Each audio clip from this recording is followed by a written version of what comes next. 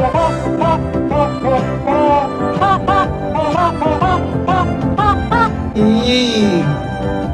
up, my dudes? Valkyrja. Today I'm going to be talking about, the people are talking about the disparity or the lack of resources within Honkai Star Rail.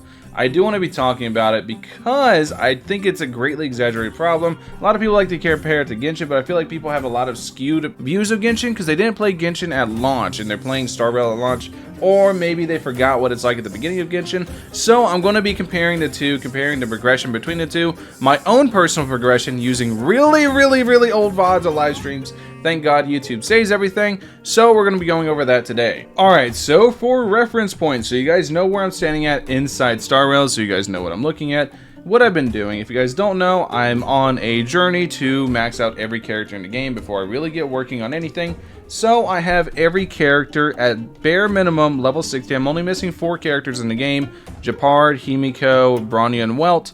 I'm missing those 4. Other than that, I have 6 characters level 70. The rest are level 60. Ascended, ready to go to 70, but it takes a good bit of XP, so I'm kind of putting it on the back burner until I get my main team to 80. But because I'm getting ready, I'm prepping to go ahead and hit TB 60.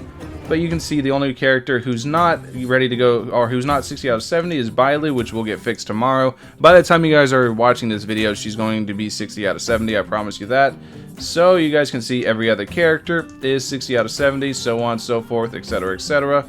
And then I have my others that are 70 out of 70, and I am currently TB 55. So this is all for frame of reference, so I can make an accurate comparison between the two, because I'm going to show you guys the levels of growth we've had in Star Rail comparatively to Genshin. So first thing I need to show to showcase all of this is the amount of XP materials you get for one run of a Golden Calyx at max difficulty. The key word here being max difficulty. Alright, you can see at max difficulty you get 1 of the very big XP and then 5 of the secondary one. So you get roughly around 45k XP per run of this, assuming there's no RNG involved. I don't think it is. I'm pretty sure it's standard this 1 and 5 for each 10 stamina spent. So the reason this is important is because a lot of people are mostly complaining about the Relic XP because Genshin, or Hoyo, has compounded the process from Genshin. Whereas you would level up, you would get a stat level up every 4 levels for 5 total stat levels up, all the way up to level 20, and it felt like a smooth progression system. In Star Rail, you only go up to level 15 and you get a stat up at every 3 levels. That meaning they've compounded the inside of that, so the grind from 12 to 15 on the Relic feels really long, but you have to remember we're also 2 difficulties from the highest. Here you have a chance of getting to a run, in a single run you have a chance of getting to 5-star relics. Here I'm willing to bet you're guaranteed to 5-star relics per run. And then here, I swear, I said it on stream and I mean it fully, if you run this, if you get Equilibrium 6, and there's a chance of getting 3 5-star relics. If I ever see 3 5-star relics on my screen, I am going to bust. I'm gonna blow a load all over my screen because that to me is insane. Once again, like I said, this is something to keep in mind because we're not at the point yet to where we were in Genshin, where we're in-game in Genshin, where you can grind stuff easier. We're not at that point yet inside Star Rail. This is something to consider whenever you're looking at things in the grand scheme of things, because a lot of people are comparing their in-game experiences to their middle game or mid-game experiences of Star Rail, because realistically you're not at the end game yet. There's still 2 whole difficulties to get. Alright, so next up, a lot of you guys may be feeling that you're progressing faster in Star Rail compared to Genshin, and I got a bunch of reasons as to why. I went and did my research, went through all my old videos, went through everything, and I'm going to show you guys why you're progressing faster in Star Rail than you are in Genshin. So here is the wiki. The Honkai Star Rail wiki right here. You can see the total to level up a character from 0 to max is 5.8 million XP with 582,000 credits. You're like, wow, that is a lot. But once we go compare it to Genshin, Genshin is 8.3 million XP per character with a moral cost of 1.6 million. It is a lot more to level up a character in Genshin. Then let's take a look at how long it took you to be able to even farm 5-star artifacts inside Genshin compared to farming 5-star relics inside Star Rail. So in Star Rail, you can see here I uploaded this video where I was TB41. I 100% Star Rail, so I started over, but if I go over here to my channel content, you can see right here, I 100% Star Rail, so I started over, but published May 3rd. Now, we're going to compare that to whenever Star Rail released, April 26th. So let's go ahead, let's assume that I actually only hit TB40 that exact day. That's still only, what, 7 or 8 days, and I was able to start farming 5-star relics.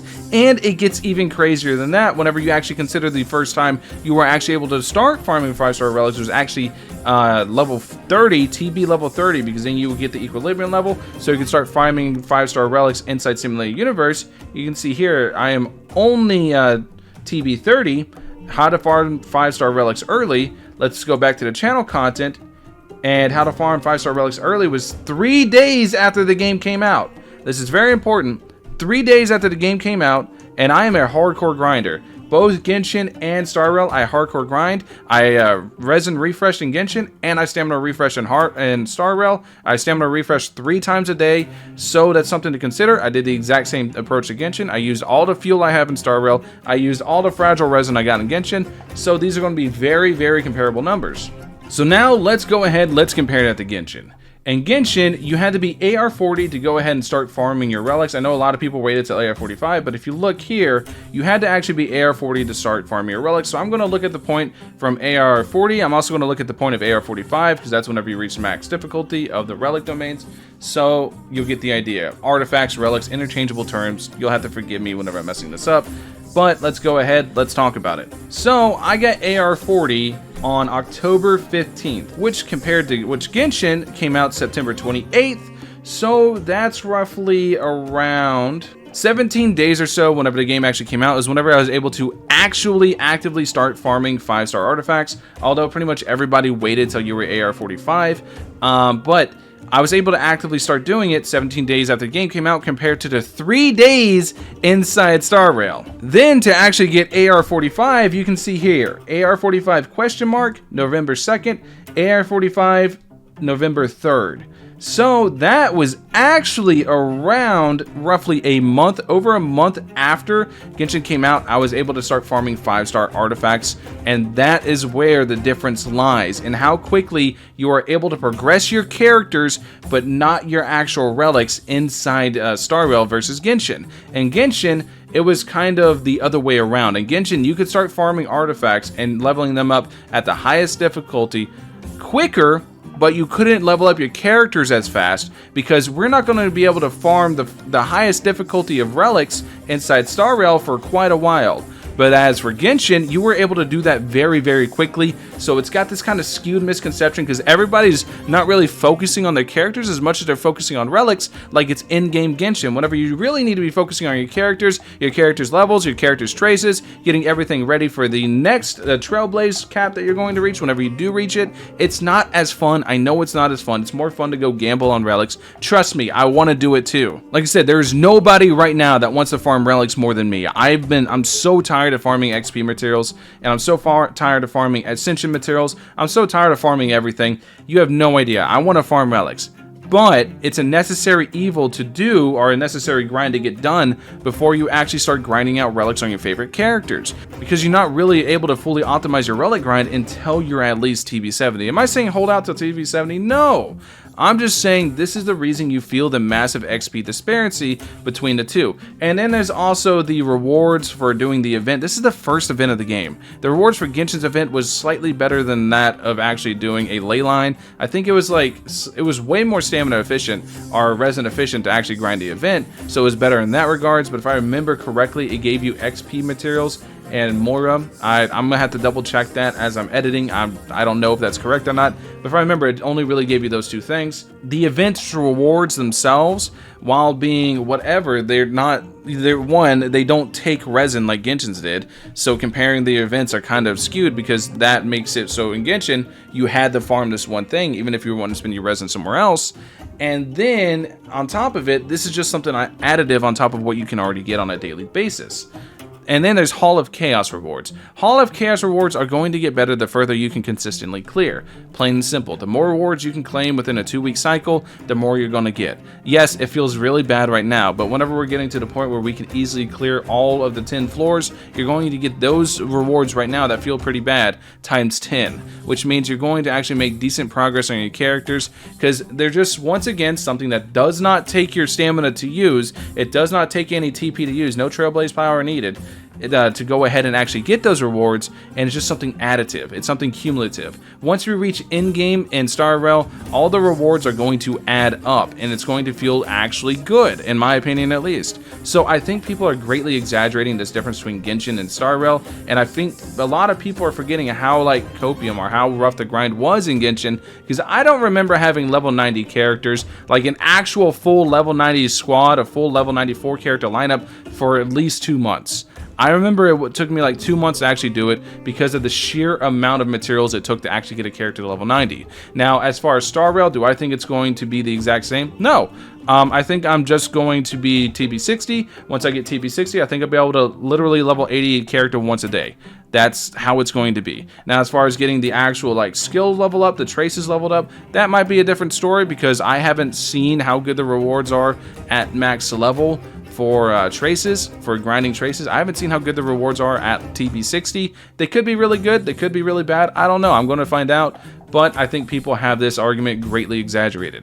Anyways, let me know what you guys think in the comment section below. Do you guys believe Genshin has a better grind system than starrail at launch? Keep in mind, this is at launch. This is exactly what I'm comparing. Do you think Genshin has a better grind system than starrail, or the vice versa? For me personally, I like starrail's grind system a lot better, because if you were to tell me within, what, 3 weeks of Genshin, I could have every character max leveled, I would have told you you're smoking something and you need to share it with the class, because it's just not possible. And like I said, on my account, I'm actively only missing 4 characters from getting them to level 60 to 70, and then from there, I think it's going to take me another month to maybe get these characters level 80, because I also have to prep for the new unit to get the new unit to level 7 traces and do a good showcase on them whenever they come out. So it's going to take me a lot longer than it would for most people to actually get this done, but in the end, I think a lot of people are greatly exaggerating this argument. Anyways, let me know what you guys think in the comment section below. I'll catch you guys in the next one. Peace.